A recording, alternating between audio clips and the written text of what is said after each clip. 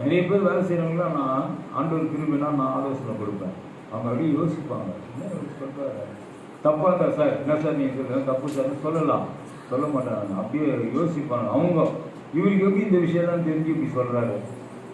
நான் சொல்லுவேன், இது பண்ணக்கூடாது, எப்படி தான் பண்ணனாங்க, நான் உங்களுக்கு பணம் தரேங்க வேலை செய்யறதுக்கு, நான் சொல்கிறது தான் நீங்கள் கேட்கணும், நான் சொல்கிறது தவறாக இருக்கணும்னா நீ எனக்கு அதை புரிய வச்சு அதை மாற்றிக்கலாம், இப்படிலாம் பேசுவேன். நீங்கள் அப்படி பேசுவீங்களா? கொடுத்தாங்கப்பா இது பண்ணுவேன் செய்யுங்க, நீங்கள் போங்க நான் செஞ்சிடறேங்க, அவன் பண்ணி செஞ்சுட்டுப்பா, செஞ்சு முடிச்சப்பா அவன் இப்படி பண்ணிட்டான், இதை எப்படி பண்ணிட்டான், அதை அப்படி பண்ணிட்டான்னு போன பிறகு எல்லாருக்கே சொல்கிறது, நீங்களே யோசிக்கிறது. நான் அதுக்கு முன்னாடியே பேசுவேன். அவங்களுக்கு சில பேர் தாக்குச்சி செய்வாங்க, சில பேர் இல்லை சார் நான் வேற பார்க்குறாங்க, ரைட் போயிடுங்க.